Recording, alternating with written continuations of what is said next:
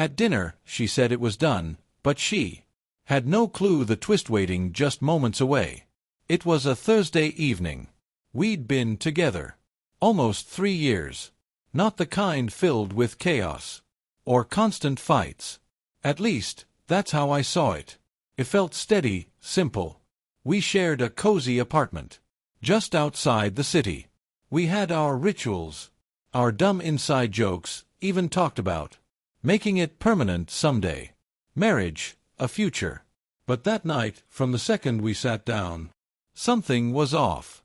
She chose the restaurant, some dim little bistro she always loved, the kind where she used to grab my hand across the table before the food came. But this time, her hand stayed folded in her lap. Her gaze slipped past me like she couldn't hold eye contact for more than a heartbeat. The waiter poured wine. She didn't even touch it. I asked if she was all right, and she gave me a smile. But not the real kind. The kind you wear when you're already halfway gone. And then she said it. I think we need to talk about us. Everything around us froze. The music, the clinking glasses, the couple laughing behind us. It all turned to background noise. I already knew what was coming. You always do. Those words never lead to good news. She said, I've been thinking. I don't think we're in the same place anymore. I stayed quiet. I wanted to hear it all. But the voice I heard didn't sound like hers. I'm not happy, she said. It's better if we go our own ways before it gets worse.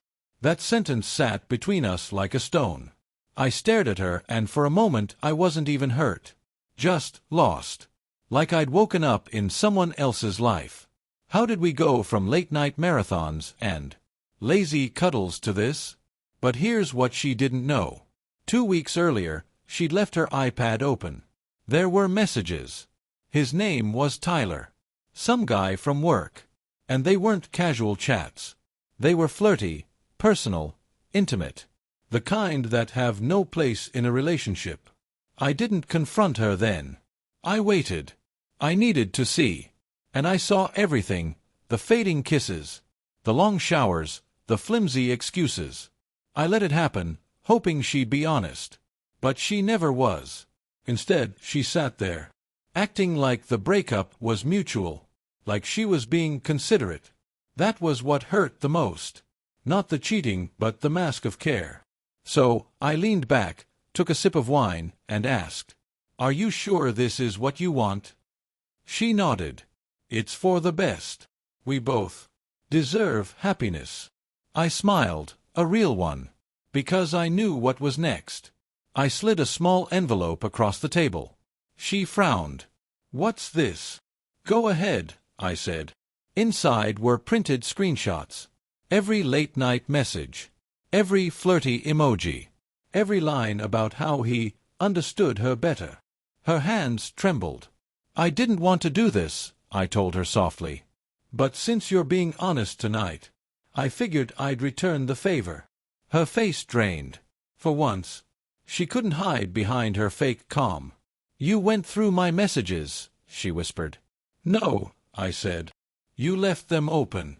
I just noticed. The silence now was sharp. I wasn't trying to hurt you, she started. But you did, I cut in. And worse, you didn't even admit it. You came here thinking you'd walk away clean. Like I'd never know, like I'd just accept it. Her eyes watered. People were starting to glance over. I didn't care. I deserve someone real, I said. Someone who fights for us. Not someone who cheats. And then blames it on growing apart. She looked down, broken. But I wasn't finished. I already moved your things out this morning. Your keys won't work. The lease is in my name again. I even dropped your favorite mug at your desk at work.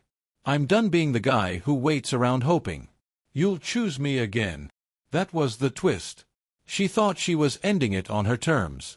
But I had already ended it inside the day. I read those messages. I was just waiting for her to show me who she really was. She sat frozen as I stood up.